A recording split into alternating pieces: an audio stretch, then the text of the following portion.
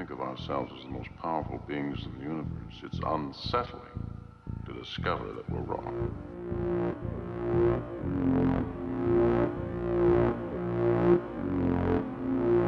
Time has come to see the world as it is. Can we pull back the veil of static and reach into the source of all being? Behind this curtain lies this random pattern generator. You will be responsible for an escalation that will destroy everything. Hey, welcome and hello. In this episode, I wanted to talk about the first time I perceived what I'll call, for lack of a better word, energy, and my first clairsentient encounter. Now, I remember being at a party with good friends where we all took one of Sasa Shulgin's many creations, a psychoactive called DOI. I brought my cat with me. Yes, it was the same so-called miracle kitty mentioned in the last episode. And at one point, we were listening to music, and I was lying on my back on a couch with her peacefully laying on my chest. Just as a side note, I should mention that this was a bit bizarre in and of itself, as she was never comfortable sitting on someone's lap or wherever. As strange as it seems, I've become convinced over time that people's pets can be very empathic with them, even taking on the behavior of a drug their owner is on at the time. Getting back to the point, I felt a sort of force or essence emanating from the cat and seeping into my chest, causing a sort of narcotic feeling I can only compare to the effects of MDMA or the sort of woozy feeling you can get from kissing or making love. Instinctively, I pulled the essence into my chest with an action I can only describe as being like inhaling without necessarily breathing. I could feel it transferring from the cat's body and into mine. At the time, I assumed that it was some bizarre permutation of the drug trip alone. To my astonishment and delight, however, long after the effects of DOI wore off, I found that I could still spiritually inhale that same essence from living things. In addition to its narcotic effect, it would make me perceive everything around me as being more colorful and bursting with depth and significance. I also found, strangely enough, that it wasn't just people and animals I could draw it from, but also beauty, art, music, and emotional events. I found, however, that I could not pull it from inanimate objects. I didn't understand exactly what it was, though I assumed that it must be related to what the Japanese call Reiki energy, or what the Chinese call Qi, and Indians call prana. In hindsight, I can see now that I was very reckless at this time with what was essentially energy vampirism. I didn't realize that I was harming the people I was drawing energy from, that I was actually draining them of their vitality. Even though I know now that not everyone is in tune with their so-called energy body and therefore wouldn't feel the drain, it is still a rather morally reprehensible thing to do. I was also ignorant of the fact that I was deeply hurting myself in the process, that not only was I taking in their energy, but that I was also absorbing negative things from them, the spiritual equivalents of garbage and parasites. Back then, I remember a friend of mine telling me that, to his understanding, taking energy from someone else is not only a rather awful thing to do to someone, but that the act also harms you yourself in a spiritual way. He's a friend who practices what they call astral projection, and he said that he was given that information by a being he met in one of his out-of-body experiences. I considered this warning, but foolishly did not heed it. In a later episode, I'll get into the consequences I later suffered because of my idiotic and reckless attitude at the time. I would thoughtlessly experiment with this new ability, doing things which were entirely new to me at the time, which I would later be told are extremely dangerous. For example, I would open myself up to inhaling an energy current to such a degree that I would wind up convulsing on the floor, unable to stop screaming, feeling like there is an unstoppable torrent rushing through me almost beyond my control. After finally being able to shut off the current, I felt as if I had been impaled vertically by some infinite beam of blinding energy. And now, the news. What the hell in God's name is going down here? Space-time transients and unusual events. Persinger and Lafreniere, page 90. During the Great Illinois-Missouri earthquake of 1857, UFOs were seen and fish fell out of the sky. Page 90. There is an area in Devonshire, England, where drivers feel a compulsion to leave the road. An area near Santa Cruz, California, where abnormal gravity readings and abnormal magnetic readings are frequent, and another gravitational magnetic anomaly in Odd Acres, Missouri. In 1954, in Barrie, Ontario, Canada, drivers experienced a force trying to pull them off the road. And near Philadelphia, Pennsylvania, an area of singing rocks where people experience altered states of consciousness. And also in Trenton, New Jersey in 1958, there were rumbling noises in a sink and then blue flame shot out of it. September 1982, Omni, a giant UFO seen over Moscow in June 1980. Tens of thousands of people allegedly ran through the streets fearing nuclear attack. There were reports of extraterrestrial humanoids, which allegedly also chased cars and bored holes through windows. 20th July 1980, Sunday Times, South Africa. A tennis player, Oki Kellerman, was attacked by flying rocks. The first rock was unaccompanied. It just landed on Mr. Kellerman's foot. Minutes later, a bigger stone was hurled at Kellerman. Later, a barrage of stones were hurled at him. All this on a tennis court in broad daylight. Maybe it was a prankster hiding in the bushes? Unfortunately, the apparent prankster continued to harass Kellerman even when he was indoors. The stones kept on flying at intervals for nearly a week. Another tennis player, Andre Wolfs, says he saw them repeatedly flying around the rooms he shared with Kellerman. The landlord, Peter Dove, says the rocks were flying from the time Kellerman checked in until he left town. Kellerman says it all began the day after he insulted a witch doctor. 10th July, 1980, Berkeley Independent and Gazette, USA. A sled belonging to the Rogers family of 2675 O'Hare Avenue, San Pablo, allegedly flew out of the Rogers backyard. It rose 30 feet in the air. It soared over the next house and zoomed across the street and struck the wires of the Pacific Gas and Electric Company, where it became entangled and stopped flying. The newspaper says there was no sound of an explosion and the rubber swimming pool next to the sled was undisturbed. Scientific American, 1877. On 15th of January, 1877, thousands of snakes fell in Memphis, Tennessee during a rainstorm. The fall was localized within about 2 blocks of the houses, and the snakes were all less than 2 feet long. 10th of November, 1965, St. Louis Post-Dispatch. A rain of cookies. They fell in a restricted area, covering a house, a garage, and the yard between, and no airline could be found that acknowledged loss of a cargo of cookies.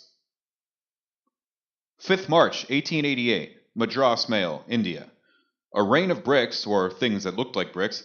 Worse, they fell inside a room and in the presence of 30 investigators. February 1974, Bulletin of the Sri Aurobindo Center, India. Another fall of bricks, or things that were identified as bricks, inside various rooms of the Aurobindo ashram. What the hell in God's name is going down here? That was a public service announcement designed to scare the shit out. All right, and now to get to my first clairsentient experience. Friends and I went to see the band Tool live. We smoked marijuana during the show, but I didn't do any psychedelics. Now, I know that marijuana is technically a psychedelic, but I had been smoking it for years at this point, so one joint wasn't about to shatter reality for me or anything like that. Watching the show, I felt my left arm slowly lift and pull itself up to my friends next to me, who thought I was reaching for the joint. I'd put my arm back down, and it would just rise up again. It felt as if some invisible force or presence was gripping my arm by the wrist and lifting it up. After the show, I wrote it off as just one of the many strange things that seem to happen during Tool concerts. For those who don't know, the band are admitted practitioners of the occult, and, it wasn't until later that it happened again. I was lying on my bed one night, listening to music, when I felt the force grab my wrist again and lift my arm up. I wasn't frightened by this, I was fascinated and amused. The force became a hand which took my own and shook it in greeting. I mean, I didn't see a hand, but felt one. I remember saying, "Well, nice to meet you." At first, I named this new presence Clyde, after the orange ghost in Pac-Man, since I assumed at the time that I was communicating with a ghost. Over time, I established a means of communication by having the force lift my right arm up for yes, push it down for no, and make it hover about in the middle for I don't know, or if the question is invalid. I also use automatic writing and Ouija board type techniques for spelling things out. Using these methods of communication, the presence told me that they were not a ghost, but were actually an aspect of myself. An aspect that everyone has, but not everyone establishes communication with. In researching Jungian psychology, the mystical and occult, I found that we all have a Clyde, so to speak, and they work in our lives whether we are even aware of them or not. They've gone by different names and different traditions of belief systems, it seems. Some examples may be the Christian Holy Spirit, the New Age concept of a spirit guide, Carl Jung's superconscious mind, the guardian angel of modern lore and miracle stories, the higher self, etc.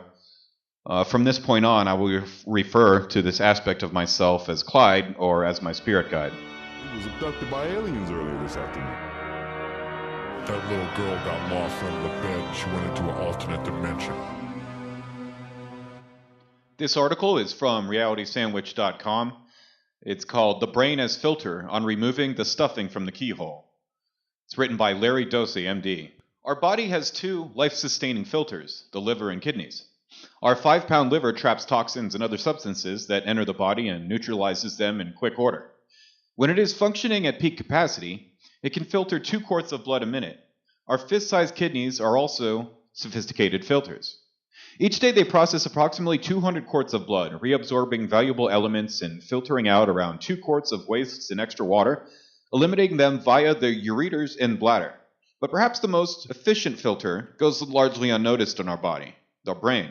In his book The Doors of Perception, which helped galvanize the counterculture of the 1960s, novelist Aldous Huxley wrote, "Each one of us is potentially mind at large, but insofar as we are animals, our business at all costs is to survive. To make biological survival possible, mind at large has to be funneled through the reducing valve of the brain and nervous system. What comes out at the other end is a measly trickle of the kind of consciousness which will help us to stay alive on the surface of this particular planet." Huxley, like Henry Bergson, Ferdinand Schiller, William James, and others before him, believed the brain functions as a filter, normally shutting out perceptions, memories, and thoughts that are not necessary for the survival and reproduction of the organism. Rather than producing consciousness, these observers believe the brain largely eliminates it, diminishing what consciousness is capable of revealing to us. As astrophysicist David Darling says in his book Soul Search, we are conscious not because of the brain, but despite it. Frederick W. H. Myers, the British classical scholar, poet, and philosopher, advanced a sophisticated filter theory of brain function that was endorsed by his friend and colleague William James, the Harvard physician and psychologist who is widely considered the founder of American psychology. James, with his superb capacity for metaphor, suggested that the brain acts as a lens or prism that filters, reduces, redirects, or otherwise alters incoming light in a systematic fashion. But James didn't consider lenses or prisms as the ultimate metaphor for the brain.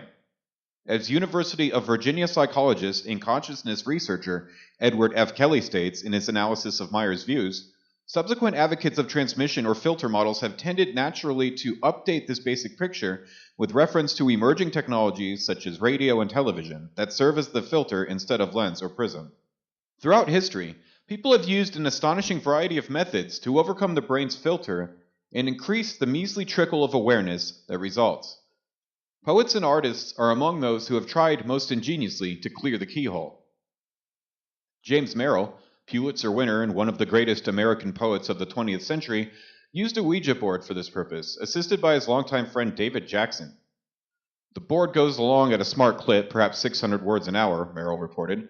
By this means, Merrill would communicate, he said, with dead friends and spirits in another world.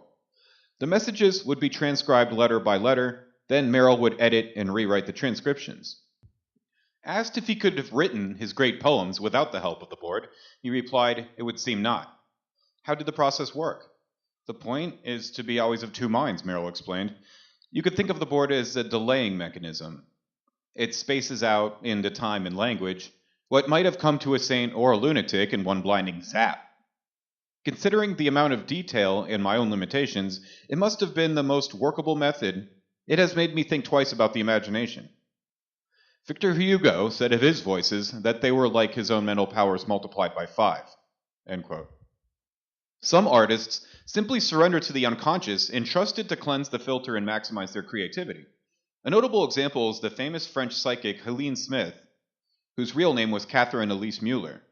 During the last 2 decades of her life, Smith devoted much of her time to painting. Eventually, her art attracted significant attention, including that of André Breton and the Surrealists. Most of her paintings are on Christian themes.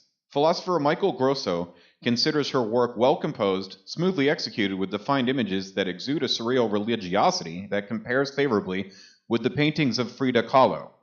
Others consider her art in the tradition of inspired religious painters such as William Blake. At her death in 1929, the Geneva Art Museum sponsored a retrospective of her work. Here's how she said she did it.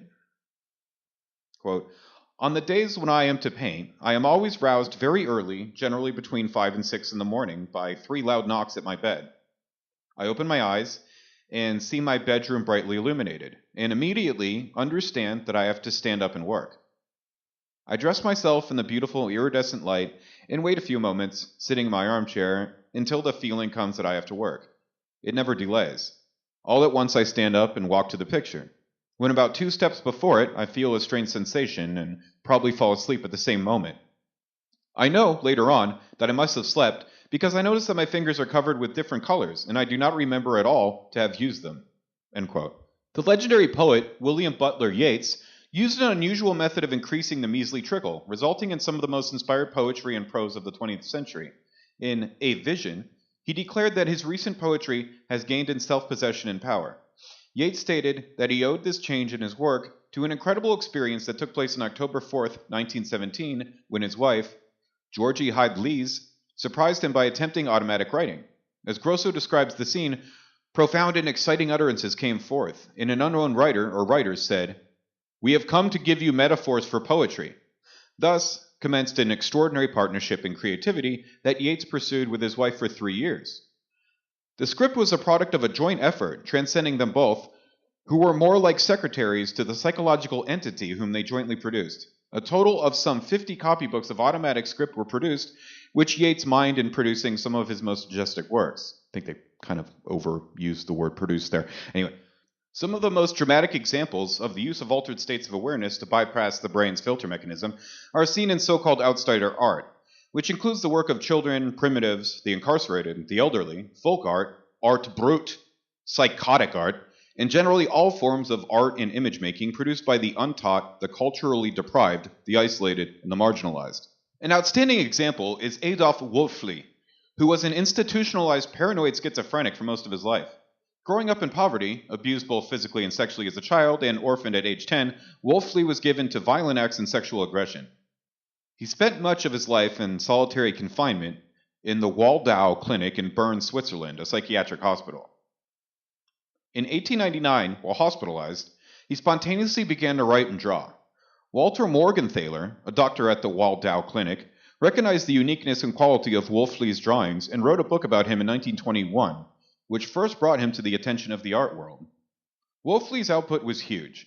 As philosopher Michael Grosso reports, from 1908 to 1930, he worked on a massive narrative, a mixture of authentic personal history and cosmic fantasy, a carefully unified whole, woven together with prose poetry, illustrations, and musical compositions. This mentally incompetent madman left behind him 45 volumes, 16 notebooks, altogether 25,000 packed pages, along with hundreds of drawings that now hang next to the work of Paul Klee in Switzerland.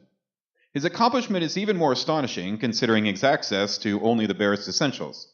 He would often trade small works with visitors to obtain pencils, paper, and other materials. Morgenthaler wrote, quote, "Every Monday morning, Wolfli is given a new pencil and 2 large sheets of unprinted newsprint. The pencil is used up in 2 days, and then he has to make do with the stubs he has saved or with whatever he can beg off someone else.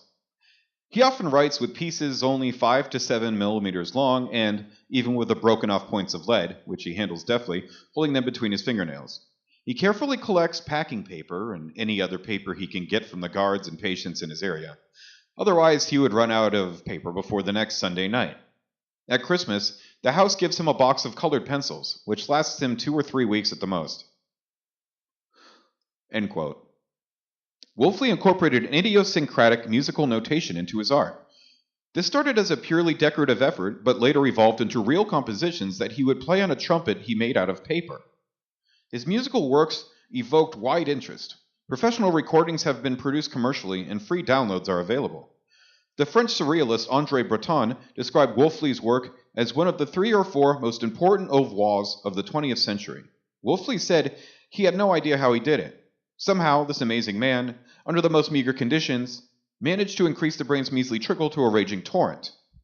Some individuals describe what in today's terminology might be called personal assistants or coaches that guide one's decisions invisibly, from behind the curtains of consciousness, helping the individual to overcome the everyday strictures imposed by the brain filter. Socrates was guided throughout his life by a daemon, an intelligent inner voice, in matters large and small. What makes Socrates so extraordinary is that he seems to have perfectly fused his conscious critical intellect with his subliminal daemon, says Grosso. In the vast majority of human beings, the two are almost always thoroughly disjointed and disconnected, often at great and emotional spiritual cost. The daemon or inner guide sometimes has a voice of its own, as in the case of Joan of Arc, the virgin teenager who led France in its struggle against England in the 100 Years' War. Joan was guided by subliminal messages and voices throughout her brief life. These were sometimes associated with lights and visions of the saints. The voices began to speak to her at age 13, telling her to pray and to go to church. Eventually, they nudged her to save France and provided her with advice on military strategy and tactics. She could summon the voices with prayer. They kept her company during the court proceedings when her accusers charged her with witchcraft. They even predicted the exact time of her death. An intelligence that is more profound than the rational individual self appears to await us if we learn to access it. Sometimes it seems to meet us halfway in the form of guides, daemons, voices. In other instances, as with Merrill and Yates, the informants are more impersonal. This fusion of the individual mind with a greater intelligence is often experienced as an inspiration that lifts the individual above the immediate concerns of ordinary existence. Integrity of purpose becomes more important than life itself. Thus, Socrates asserted that death and martyrdom are not a bad thing. When Joan temporarily recanted her mission, her voices urged her to recant her recantation.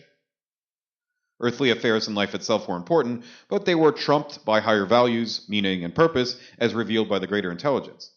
I'm not suggesting that everyone who hears voices and claims a direct line to higher wisdom has accessed a valid depot of information. Mental illness is real. I am suggesting, however, that claimants such as Merrill and Yates should be listened to. Where have the voices gone? Apparently they are still around, should we care to listen. In a survey in the 1980s of 375 college students focusing on auditory hallucinations, 71% reported they had experienced vocal hallucinations in waking life. 30% reported auditory hallucinations as they were drifting off to sleep, and 14% reported vocal hallucinations as they were waking up. Almost 40% had heard their name called while outdoors. 11% heard their name being called from the back seat of their car, while a similar percentage said they had heard God speak as a real voice. The fact that the term hallucination is used in questionnaires such as these indicates the ingrained skepticism in our culture towards these matters. Creative individuals such as Merrill and Yates, however, are not concerned with the way in which researchers describe the source of their inspiration. Call it Factor X for all they care. Is their experience real or imaginary? Does it originate in their unconscious or from another dimension? They do not struggle with such questions. What matters is that the filter has become porous, the reducing valve has been opened wide, and the measly trickle has become a flood.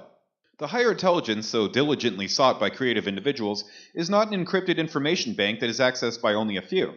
Any password will do, and entry methods such as voices and Ouija boards may seem jejune or even repellent to some individuals, who may prefer instead the simple experience of a reverie, a sunset, a line from Emily Dickinson, or the final sizzling chord of the Beatles' Hey Jude. Entry to a higher intelligence is not exclusive. In it, elitism does not apply. Nor is the experience confined to poets and artists. Scientists also frequent this domain, and when they do, they often speak of a source of creativity and insight that lies beyond their individual capacities. The eminent German physicist and philosopher Baron Karl Friedrich von Weizsäcker understood this, saying, quote, "In any great discovery, we find the often disturbing and happy experience. It is not I have not done this. Still, in a certain way, it is I, yet not the ego, but a more comprehensive self." End quote. Why is it so difficult for some individuals even to entertain the possibility of a higher intelligence that might transcend the workings of the physical brain, while others see it as self-evident? A hallucination is an experience involving the perception of something not present. It's a perception without a stimulus. But there's a flip side to hallucinations that philosopher Stephen E. Browd calls a negative hallucination, an experience in which something present is not perceived. Negative hallucinations are quite common. We call them blind spots. An example is the well-known video of someone in a gorilla suit walking across the basketball court as the ball is being passed between the players. Viewers are instructed to keep their eye on the ball. The majority of individuals seeing the video for the first time are blind to the gorilla, although it is in plain sight. I'll never forget my experience viewing this video for the first time. When the video ended, we viewers were asked, "How many of you saw the gorilla?" I hadn't a clue what the question even meant, a gorilla. Then the video was replayed, and there was the gorilla slowly striding across the basketball court, plain as day. Try it for yourself. Yeah. A little side here. This is clairsentient psychonaut jutting in here. I've tried that. I watched the video, and maybe because I had heard this, that I saw the gorilla. I saw the gorilla. I clearly saw the gorilla. Anyway, all right, continuing on with the article. Psychologist Daniel Simmons, who with colleague Chris Chabris invented the experiment, says normally people can't believe that they missed it. On occasion, they've accused us of switching the video. The intuition that we would notice the gorilla makes it jarring for people to realize they didn't. Negative hallucinations can be harmful, even lethal. An example Simmons gives is texting while driving, which evidence shows is more dangerous than driving drunk. The texter can't see her limitations, although she is living them. A gorilla on a basketball court is so incongruous, we screen it out of our visual experience. Just so, for many individuals, a magnificent dimension of intelligence operating beyond the physical brain and body is so unlikely that it is never suspected and never sensed. Because its existence is considered impossible, any evidence to the contrary must be bogus, and anyone who claims otherwise must be delusional. At this point, the brain filter has kicked in, and negative hallucinations have become the norm. Examples abound in the prickly debate about the nature of consciousness. Consider the following comment of materialist philosopher John Searle of the University of California, Berkeley, quoting, "Consciousness is a biological feature of human and certain animal brains. It is caused by neurobiological processes and is as much a part of the natural biological order as any other biological features such as photosynthesis, digestion, or mitosis. Any other worldview is not an option.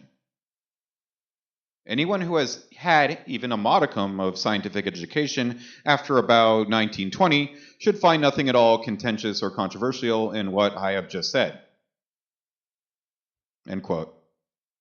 Theoretical astrophysicist and author David Lindley also sees nothing beyond our material self. He asserts, quote, "We humans are just crumbs of organic matter clinging to the surface of one tiny rock. Cosmically, we are no more significant than mold on a shower curtain." End quote. I find breathtaking the unyielding certainty and presumptuousness in statements of this sort. I suggest that in both instances, negative hallucinations and selective blindness may be working. It is the sort of thing described by the spiritual teacher Ram Dass. When a pickpocket looks at a saint, all he sees is pockets. Just so, when a materialist looks at humans, all he sees is matter. There are no surefire formulas for loosening of the brain's filter function. Even when props and aids are used, as with Merrill and Yates, access remains what it always has been, a matter of being, not doing. One sets an intention, then ushers the conscious mind out of the way. That is why the most spectacular manifestations of the overcoming of the brain's restrictions, revelations, epiphanies, creativity, discovery, occur when the discursive, striving, rational mind has been bypassed through reverie, meditation, dreams, or some other non-activity. Muscular, aggressive, ego-oriented approaches do not work. Selfish entry, trying to access a higher intelligence in order to get something, is akin to burglary. Alarms get triggered, and the delivery system shuts down. One approaches the higher dimensions respectfully, acknowledging a source of wisdom and intelligence greater than one's own. One then waits patiently and is grateful for what is given. This process thrives on uncertainty, unpredictability, and freedom. It is open to possibilities of an endless variety. The surest way to doom a fruitful outcome is to concretize the methods of entry, turning them into a rigid formula. This is the curse of our age. When something is shown to be effective in any domain of life, websites and bestsellers erupt overnight to reduce the process to a few easy steps for our one-week plan, often with a money-back guarantee and celebrity endorsements. Concretization is an attempt to reduce uncertainty which we abhor. But when we concretize something, we close it off to life and it ceases to unfold in life-affirming ways. In our attention deficit culture, we want a sure thing now. We are suckers for approaches that squeeze the life from things. When they disappoint, as they invariably do, we move on to the next big thing. A current example of concretization is yoga, which evolved in ancient India as a discipline for obtaining spiritual insight and tranquility. We have narrowed it down to a form of exercise that has become wildly popular. An effort is now underway to make it an Olympic sport. Oh dear God. In one proposal, each yogi would have 3 minutes to do 7 poses, 5 of which would be mandatory. They would be graded by a panel of judges on strength, flexibility, timing, and breathing. What would Patanjali, who founded yoga in India more than 2 millennia ago, think? One of the most intensive scientific explorations of how to overcome the filters that shield us from greater awareness has been conducted at the Princeton Engineering Anomalies Research Laboratory. For more than 3 decades, Robert G. Jan, former Dean of Engineering at Princeton University, psychologist Brenda Dunn, and an exceptional team of scientists have explored ways in which subjects can non-locally and mentally influence the function of an array of electronic, mechanical, optical, fluid dynamic, and nuclear random event generators, as well as acquire information remotely, as in remote viewing, bypassing the physical senses. These abilities require subjects to skirt the limitations imposed by the brain, Huxley's reducing valve, which Jan and Dunn call the neurological grid and control center that produces the measly trickle of information we ordinarily perceive. The findings of the Princeton Engineering Anomalies research have led Jan and Dunn to assert there exists a much deeper and more extensive source of reality, which is largely insulated from direct human experience, representation, or even comprehension. They call this domain the source. As they say in their book Filters and Reflections, quote, "We reject the popular presumption that all modes of human information processing are completely executed within the physiological brain, and that all experiential sensations are epiphenomena of the biophysical and biochemical states thereof.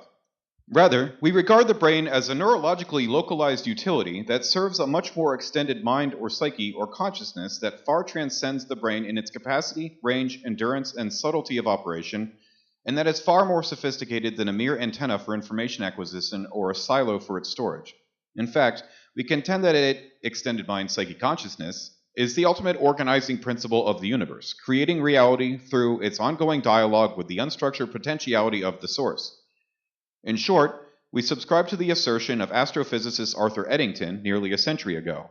Not once in the dim past, but continuously, by conscious mind is the miracle of the creation wrought." Or, as the eminent consciousness researcher and philosopher K. Ramakrishna Rao says, "The cognitive structure, the brain, does not generate consciousness. It simply reflects it, and in the process limits and embellishes it. In a fundamental sense, consciousness is the source of our awareness. In other words, consciousness is not merely awareness as manifest in different forms, but it is also what makes awareness possible."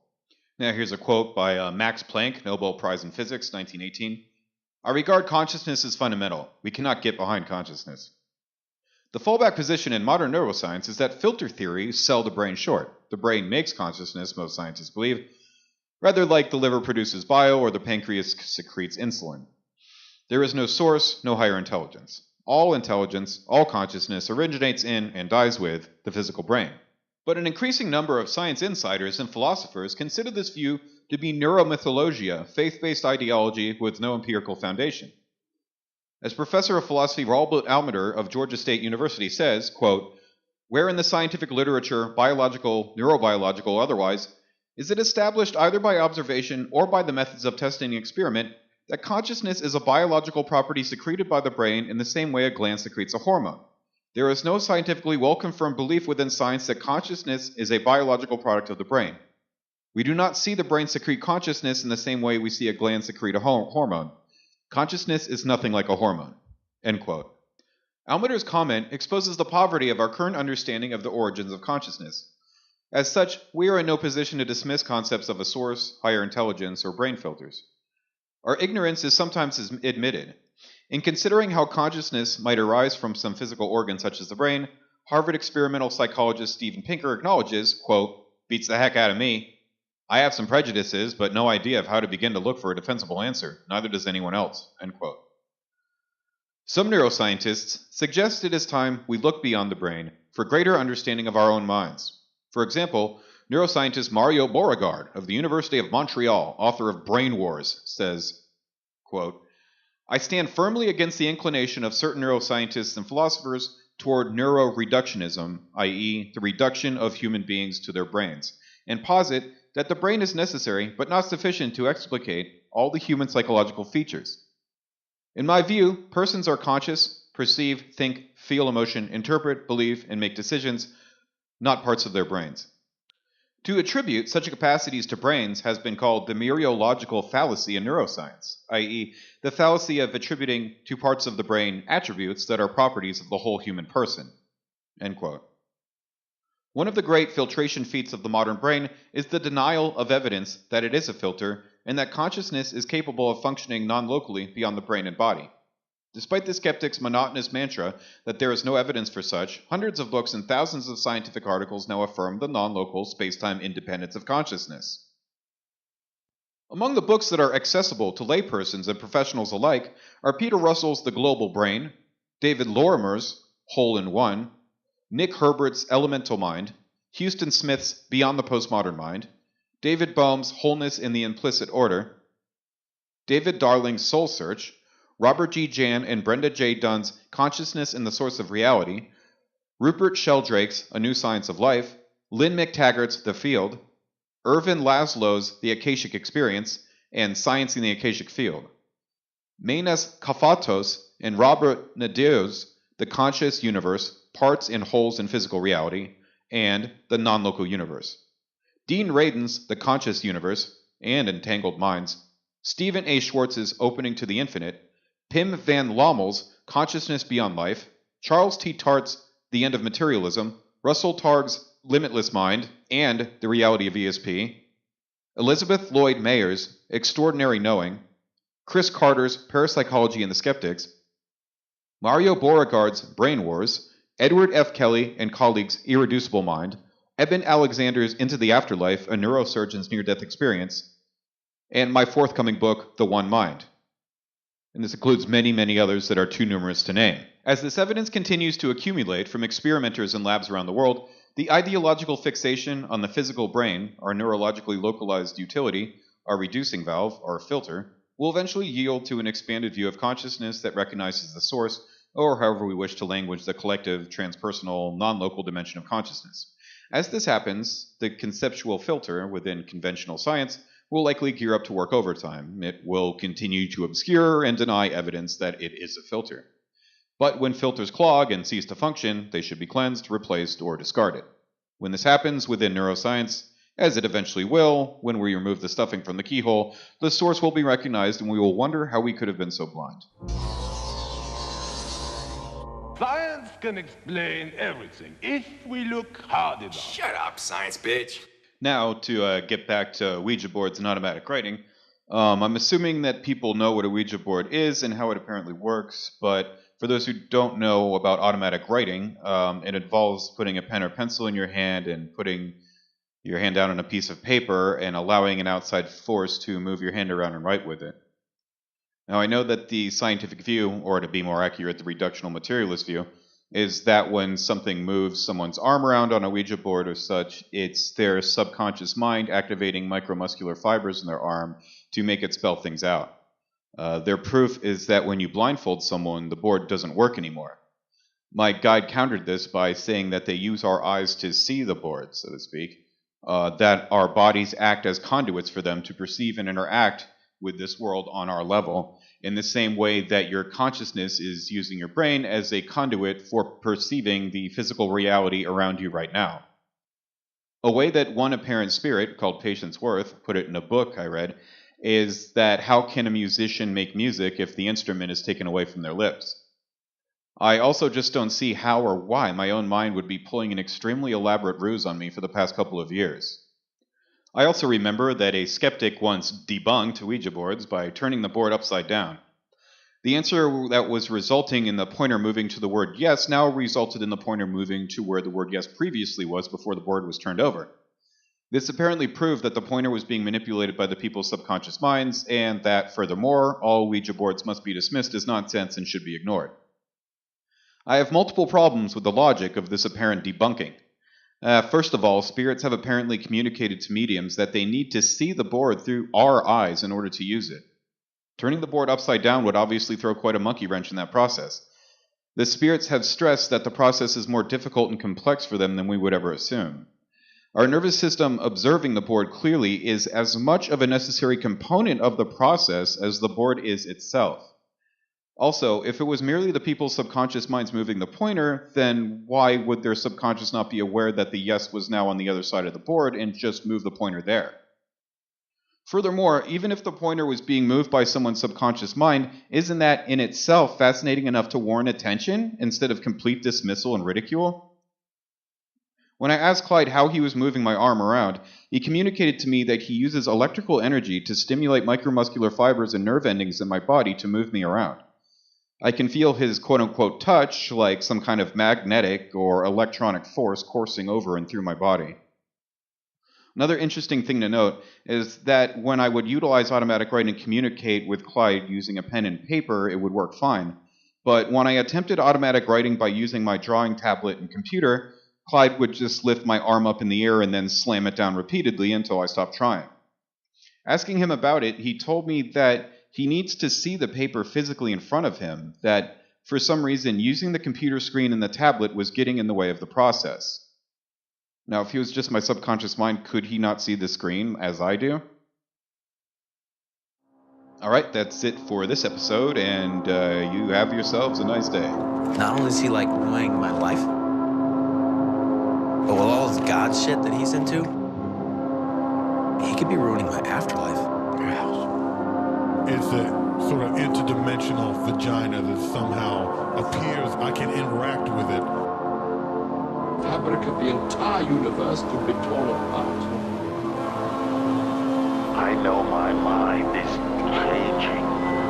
I'm already too far gone to know what to do.